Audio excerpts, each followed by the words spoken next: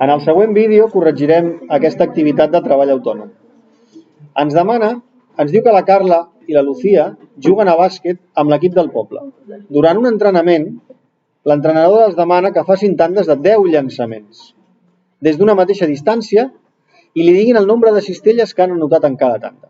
La Carla ha fet 5 tandes de 10 llançaments i aquests són els seus resultats. En la primera tanda n'ha fet 6 de 10, en la segona 7, en la tercera 8, en la quarta 8 i en la cinquena 5. La primera pregunta és bastant òbvia. Diu, quantes cistelles ha aconseguit anotar la Carla en total? Doncs si es tracta de comptar cistelles, es tracta de sumar, d'acord? Si feu 6 més 7 més 8 més 8 més 5, això us suma 34 cistelles, d'acord? No és més que sumar el número de cistelles aconseguides, d'acord? Per tant, aquesta pregunta és només entendre què t'està demanant. Sí? Val. La següent pregunta ja ens defineix que l'entrenadora explica a les jugadores que una bona tanda significa haver marcat 8 o més cistelles de les 10. Això què significa? D'acord, doncs diu, de les 5 tandes fetes per la Carla, quin percentatge ha estat molt bones?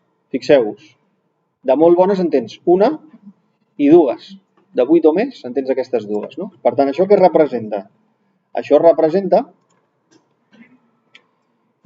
dues de 5, perquè n'ha fet 5 tandes, no? I això, en percentatge, quan representa? Aquesta és la proporció que us resoldria aquest enigma, d'acord? Llavors, jo sé que per resoldre la proporció multiplico el 2% i divideixo per 5. Fixeu-vos que és molt més fàcil dividir.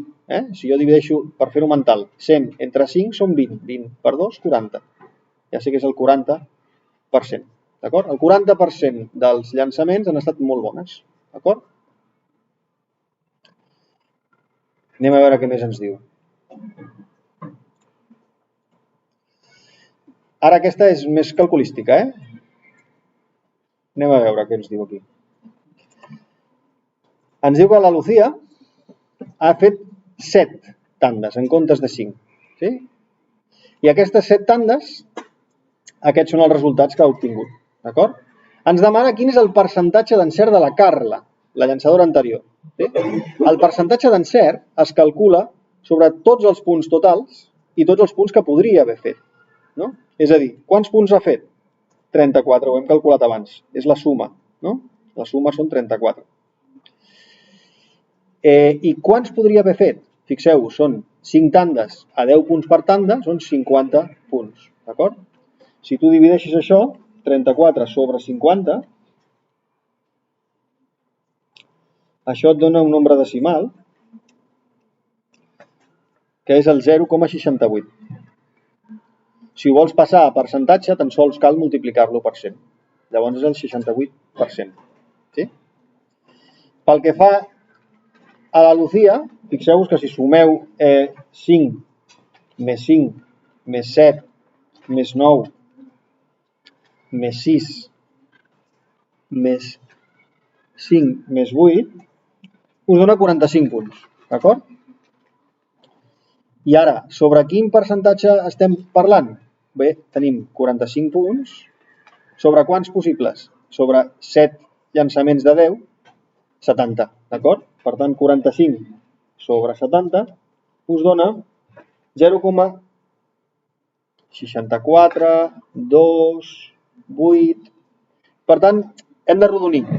Arrodonim aquí a les centèsimes, a les mil·lèsimes, perdó, i si ho multipliquem, veieu que això és un 2, per tant, vol dir que el 4 el deixes igual, i et queda un 64%.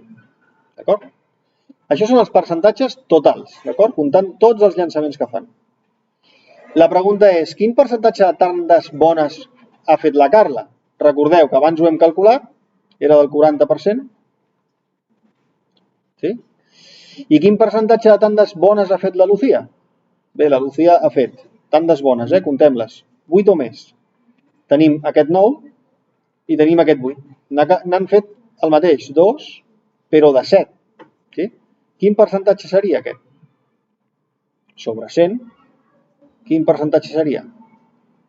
Doncs seria 2% i dividit per 7. És a dir, 200 dividit per 7. Ens aniríem a un 28,53. 28,57%. Si arrodonim és 29%. D'acord? Bé. Doncs fixeu-vos, per tant, ara ens deixa dir quina és la llançadora que és més bona. Fixeu-vos, per dos motius. La Carla té més bon percentatge d'encert, un 68 contra un 64. I també té un molt bon percentatge de tandes bones. Per tant, la Carla seria la millor llançadora de les dues. D'acord? Aquest és el problema més calculístic que té. Llavors, si em vinc al següent, és d'interpretar aquest gràfic. D'acord? Com interpretem aquest gràfic? Ens diu, durant un partit, s'enregistren els punts anotats amb una aplicació de mòbil. Diu, acabada la primera part del partit, l'aplicació proporciona aquest gràfic. Ens mostra la diferència, molt important, la paraula diferència és la resta en matemàtiques, de puntuació entre els dos equips al final de cada minut.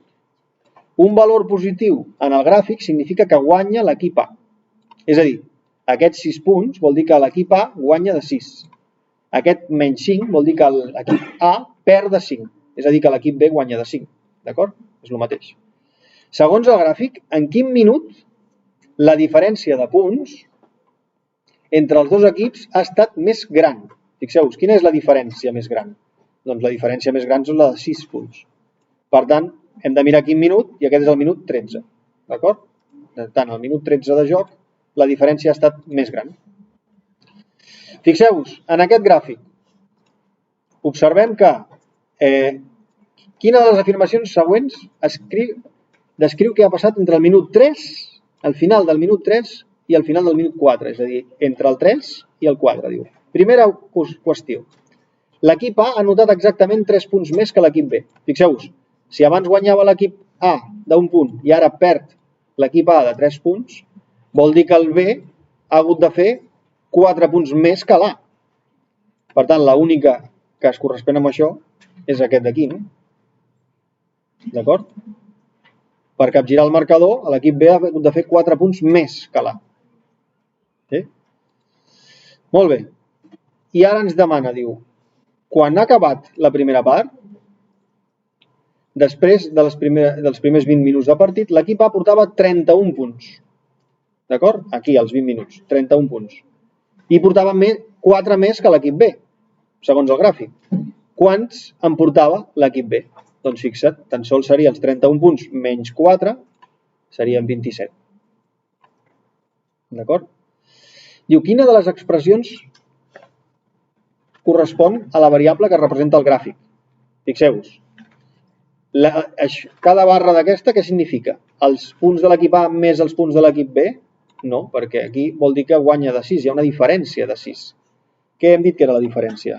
La resta. Per tant, o és aquesta o és aquesta. I quina diferència és? Doncs són els punts de l'equip A menys els punts de l'equip B. Fixeu-vos que això té sentit, no? Perquè els punts, quan l'equip A guanya, són positius. En canvi, si ho fiquéssim al revés, no tindria sentit que el B fossin negatius, si va guanyant.